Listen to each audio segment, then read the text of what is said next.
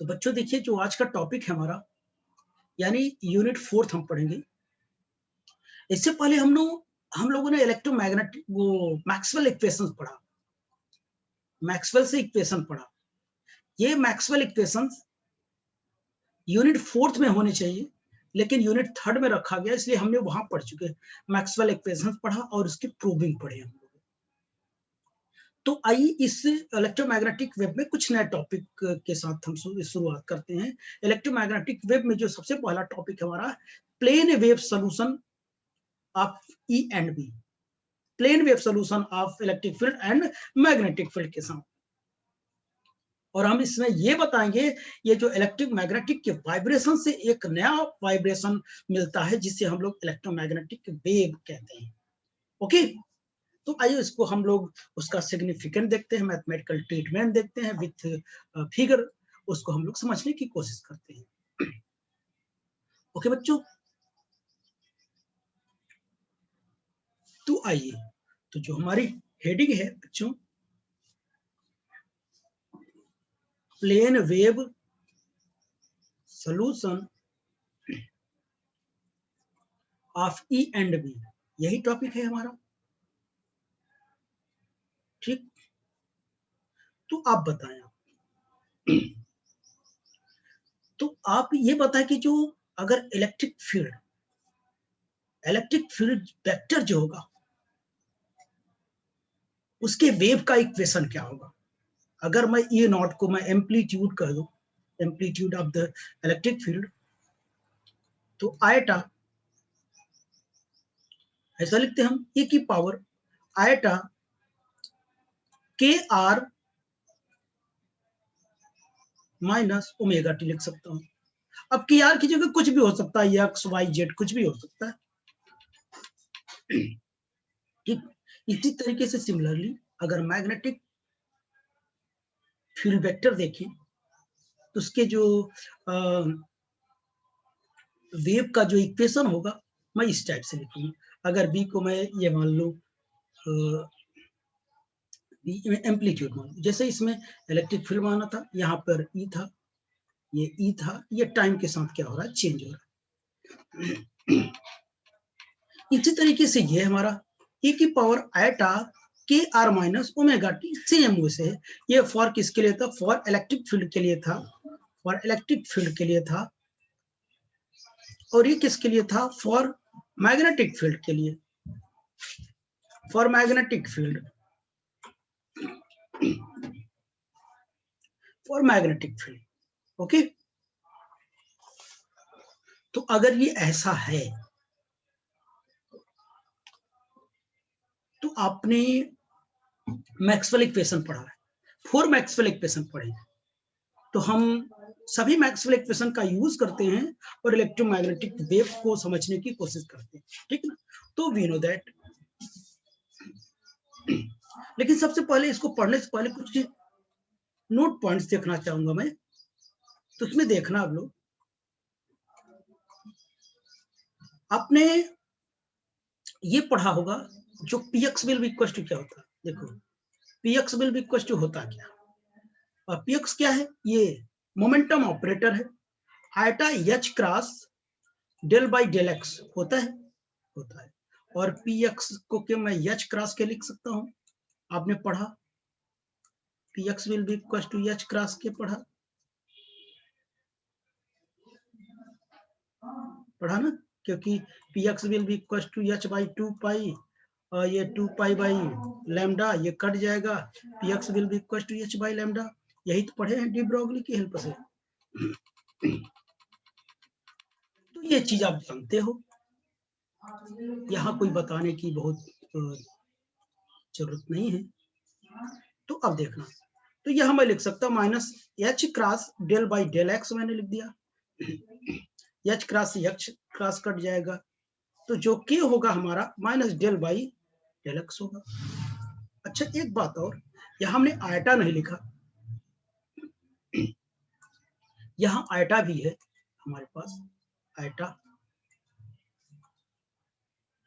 तो मैंने लिख दिया माइनस आयटा,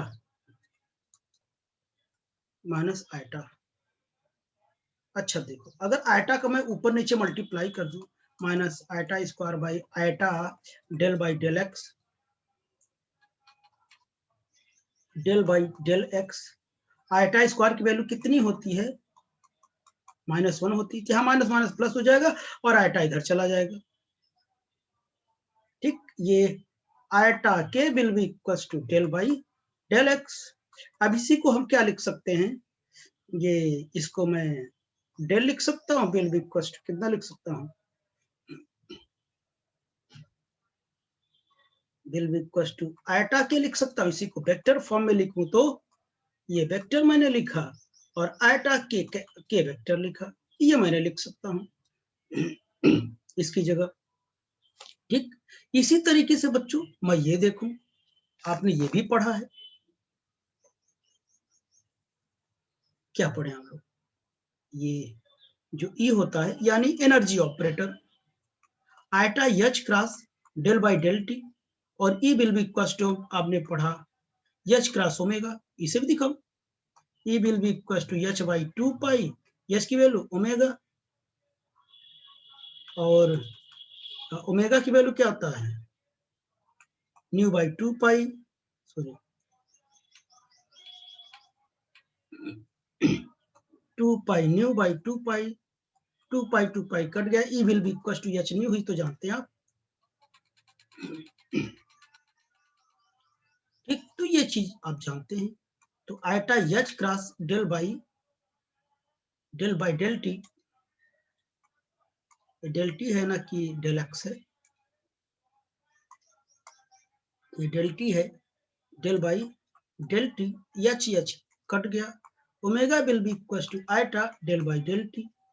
अगर मैं आयटा को नीचे मल्टीप्लाई कर दूं ऊपर नीचे, तो minus del by del T, ये वैल्यू हो जाएगी हमारी, iota will be equal to minus del by del T, ये हम लोग यूज करेंगे। ओके, तो मैंने ये चीजें हम यूज करेंगे, इसलिए मैंने इसको ऐसे नोट कर लिया। ठीक, अब आइए हम मैक्सवेल का इक्वेशन क्या करते हैं, यूज करते हैं। ओके, तो देखिए, अकॉर्डिंग टू पहला नंबर, we know that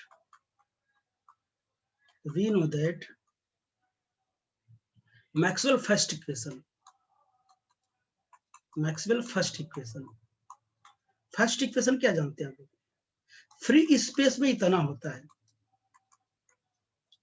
वैसे तो ये होता था रो बाई एप्सिलॉन, फ्री स्पेस में ये जीरो हो गया, फ्री स्पेस। अभी मैंने बताया इसकी वैल्यू हम क्या लिख सकते हैं, आयटा के कैप लिख सकते हैं क्या, तो आयटा के कैप नहीं, vector dot electric field will be equal to zero, iota zero में चला जाएगा, तो K dot E will be equal to zero. इसका मतलब समझे, इसका मतलब जो इलेक्ट्रिक फील्ड होगा डायरेक्शन ऑफ प्रोपोगेशन के क्या होगा, परपेंडिकुलर होगा। इस बात को ये क्या करता है, प्रूव करता है कि जो इलेक्ट्रिक फील्ड होगा वो डायरेक्शन ऑफ वेव प्रोपोगेशन के क्या होगा, परपेंडिकुलर होगा। अगर वेव प्रोपोगेशन ऐसा है तो ये इसके पैरेलल होगा इलेक्ट्रिक फील्ड, ठीक ना, ये चीज। अब सेकंड नंबर की बात करता हूं, second number Maxwell second equation, Maxwell second equation की बात करता हूं मैं। अगर सेकंड इक्वेशन की बात करूं तो ये होता है गॉस लॉ ऑफ मैग्नेटोस्टैटिक, ये हमेशा जीरो होता है, वो जानते हैं। तो ये देखो फिर से यहीं पर eta K cap dot B zero हो गया, K cap dot B cap will be equal to कितना, जीरो हो जाएगा। ओके, तो जब इतना हो जाएगा तो अब देखना इसका मतलब क्या है, यहां पर भी जो प्रोपोगेशन ऑफ यानी वाइब्रेशन ऑफ मैग्नेटिक फील्ड है, मैग्नेटिक वेक्टर है, वो डायरेक्शन ऑफ वेव प्रोपोगेशन के क्या होगा, परपेंडिकुलर है। ये भी इस बात को प्रूव कर रहा है। तो अगर मैं इसे फर्स्ट ले लूं और इसे मैं सेकंड ले लूं तो फ्रॉम 1 एंड 2 बताओ, फ्रॉम 1 एंड 2 इस ये क्या रिप्रेजेंट करेगा, यानी कि perpendicular to the electric field and perpendicular to the क्या मैग्नेटिक फील्ड, यानी ये तीनों इस बात को प्रूव कर रहे हैं कि तीनों एक दूसरे के क्या होंगे, परपेंडिकुलर होंगे। ये देख लीजिए, यानी magnetic field, electric field and propagation of wave, propagation of wave, ये इन तीनों को इस बात को प्रूव करते हैं। All are perpendicular to each other, सभी एक दूसरे को क्या करेंगे, एक दूसरे के परपेंडिकुलर होंगे, यानी wave vector E and B. Okay बच्चों, मैक्सवेल थर्ड इक्वेशन की बात करते हैं। तीसरा नंबर, Maxwell third equation, Maxwell third equation की बात करते हैं। जो मैक्सवेल थर्ड इक्वेशन होगा हमारा, उसमें देखना क्या होगा, थर्ड इक्वेशन ये होता है, यानी rate of change of magnetic field produce the electric field. ये किसने बताया था, अकॉर्डिंग टू फैराडे। फैराडे ने बताया था अगर मैग्नेटिक फ्लक्स फील्ड चेंज होगा तो इलेक्ट्रिक फील्ड क्या होगा, इंड्यूस होगा। तो अगर मैं इसकी वैल्यू रख दूं, मैं इसे वेक्टर फॉर्म में लिख लूं तो गलत नहीं होगा। तो इसकी वैल्यू होता है आयटा के वेक्टर, यहाँ पे मैं रख देता हूँ, आयटा के वेक्टर क्रॉस कितना हो जाएगा, ई हो जाएगा, will be equal to minus iota del by del T और बीटा। अभी मैंने बताया था minus iota omega minus del by del T लिखा था, तो मैं डेल बाई डेल टी की जगह माइनस आयटा ओमेगा लिख सकता हूँ।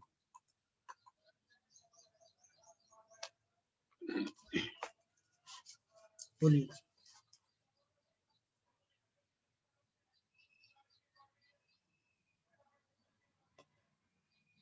ये क्रॉस हो जाएगा, इसकी वैल्यू मैं ये रख सकता हूँ, आयटा ओमेगा बी हो गया ना। अब आयटा आयटा कट जाएगा, के क्रॉस ई कितना हो जाएगा बच्चों, बोलो, ओमेगा वेक्टर बी हो जाएगा, तो vector B will be equal to कितना हो जाएगा, के क्रॉस ई बाई कितना, ओमेगा।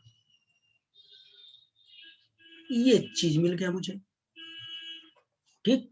अब मैक्सवेल फोर्थ इक्वेशन से हम लोग देखते हैं। तो अगर मैक्सवेल फोर्थ इक्वेशन देखें हम, according to Maxwell fourth equation,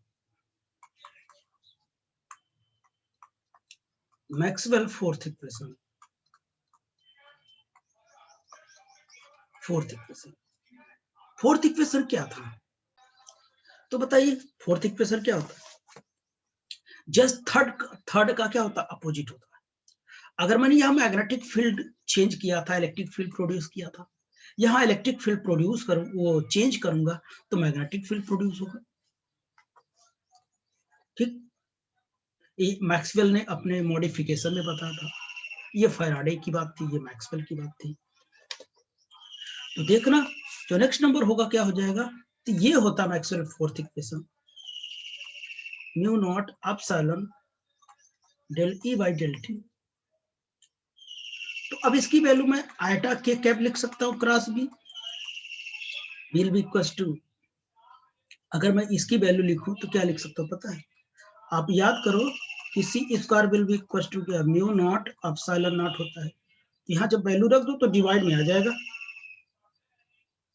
आएगा,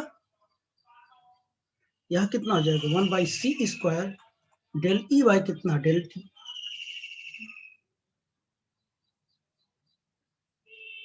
ठीक। अच्छा एक बात और यहाँ जो del E by del T है, इसकी जगह क्या लिखूंगा, आयटा ओमेगा लिखूंगा, 1 by C square iota omega और ई। लेकिन आयटा ओमेगा की जो वैल्यू आती थी वो माइनस में आती थी, तो मैं यहाँ माइनस लिख देता हूँ, यहाँ पर याद करो, यहाँ पर मैं लिख देता हूँ iota omega will be to minus del by del T, तो यहाँ पे माइनस नहीं है तो यहाँ पे तो लाना पड़ेगा ना हमें। तो चलिए मैं ऐसा लिख देता हूँ ना समझने के लिए। ये मैं यहाँ लिख देता हूँ, माइनस यहाँ लिख दिया मैं। तो आइटा के vector cross B will be equal to ये minus iota omega E by कितना C square iota iota cancel out. तो यहां से जो इलेक्ट्रिक फील्ड आएगी हमारी वो कितनी आएगी पता है, माइनस सी स्क्वायर के क्रॉस पी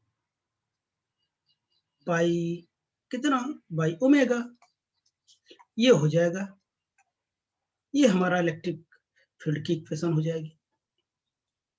ठीक, तो अब देखना यहां तक की बात हो गई हमारी। नेक्स्ट नंबर की बात करता हूं, अब स्टार करके लिखता हूं। अगर मैं कहूं इफ इलेक्ट्रिक फील्ड किस डायरेक्शन में वाइब्रेट कर रहा है, एक्स एक्सिस में, और जो मैग्नेटिक फील्ड वेक्टर किस डायरेक्शन में वाइब्रेट कर रहा है, वाई डायरेक्शन, तो ऑब्वियसली जो के होगा प्रोपोगेशन की जो डायरेक्शन होगी वो जेड कैप में होगी, ऐसा लिख सकता हूं। तो उसके लिए जो इलेक्ट्रिक वेक्टर की जो वेव मैं लिखूं तो ये इस तरीके से लिख सकता हूं, आयटा के जेड होगा। अभी यहां तक आर लिखा करता था, अब मुझे डायरेक्शन क्लियर हो गया, माइनस ओमेगा टी, और इसकी डायरेक्शन किधर की ओर होगी, टोटल जो डायरेक्शन होगा वो किधर की ओर होगी, यक्स कैप की, यक्स की डायरेक्शन में होगा, ये हो जाएगा। और सिमिलरली बी बताओ, बी नॉट ई की पावर आइटा के जेड माइनस ओमेगा टी और वाई कैप हो जाएगा, तो ये इन दोनों डायरेक्शन हो जाएंगे। ठीक ना, ये हमें पता चल गया, ये एक्स में वाइब्रेट करेगा, वाई में वाइब्रेट करेगा। तो मतलब क्या, इसका मतलब जब ये एक्स में वाइब्रेट करेगा तो इसका मतलब ई एक्स में तो वाइब्रेट कर रहा है, तो ई वाई में 0 होगा और ई जेड में 0 होगा। और ये क्या है, बी वाई में क्या कर रहा है, वाइब्रेट कर रहा है, तो बी एक्स में 0 होगा और बी जेड में भी 0 होगा। ठीक, तो इस बात को ये प्रूव करता है, ये एक्स में है, ये वाई में है, लेकिन और डायरेक्शन में क्या है, 0 है। चलो थोड़ा आगे देखते हैं हम लोग। तो अगर मैं स्टार करके देखूं, अगर जो ओमेगा टी माइनस के जेड है और के जेड माइनस ओमेगा टी दोनों एक ही जैसे लिख सकते, कोई दिक्कत नहीं। इसका मतलब क्या, जो डायरेक्शन है, direction of propagation, direction of propagation of wave है, वे क्या है, जेड में है। क्या है बच्चों, जेड डायरेक्शन में, जेड कैप इसी बात को रिप्रेजेंट करता है। तो नेक्स्ट नंबर, अगर इसी को मैं पॉजिटिव में लिख दूं, ओमेगा टी प्लस के जेड और माइनस के जेड माइनस ओमेगा टी, या दोनों को माइनस कर दिया मैं, तो इसका मतलब क्या है, इसका मतलब ये है direction of propagation, propagation of wave इस क्या, माइनस जेड कैप, अपोजिट हो जाएगी इसकी डायरेक्शन, अगर ये ऐसा कर दिया तो। ओके,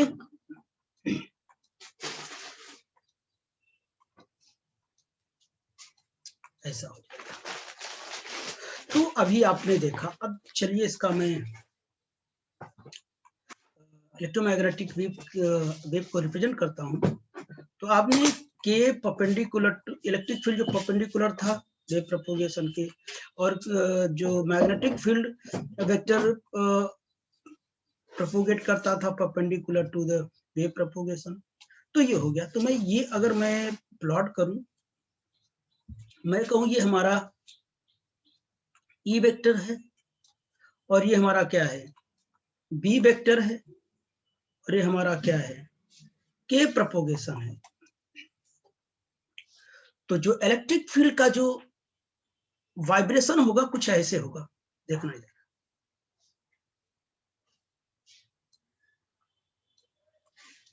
किस डायरेक्शन में ये वाइब्रेट करेगा बच्चों? यक्स में वाइब्रेट करेगा, यानी ये क्या है, ये इस डायरेक्शन। ये मैं यक्स एक्सिस ले लिया और ये वाई एक्सिस ले लिया और ये क्या जेड एक्सिस ले लिया, ठीक।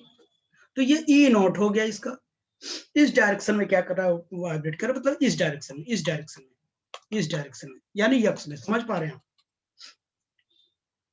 जब ये हो गया तो अब देखना इसमें, तो ये देखना, तो इसके मैं एम्पलीट्यूड को रिप्रेजेंट कर देता हूं सब ऐसे ऐसे। समझ पा रहे होंगे आप लोग? I think you got my point. ये देखो ऐसे ऐसे वाइब्रेट करेगा,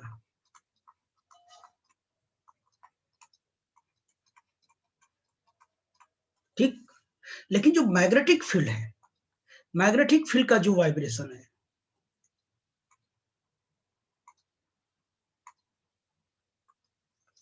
जो मैग्नेटिक फील्ड का वाइब्रेशन है इस डायरेक्शन में होना चाहिए। तो देखिए, तो इस डायरेक्शन में हमारा जो ग्राफ है कुछ ऐसे ही बनेगा।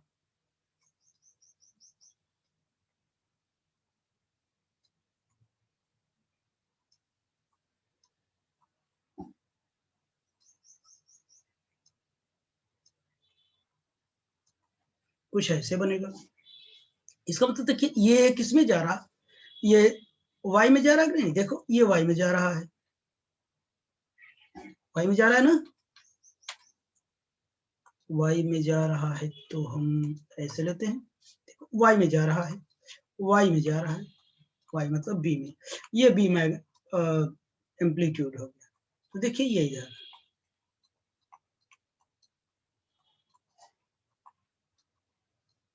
ये ऐसे है।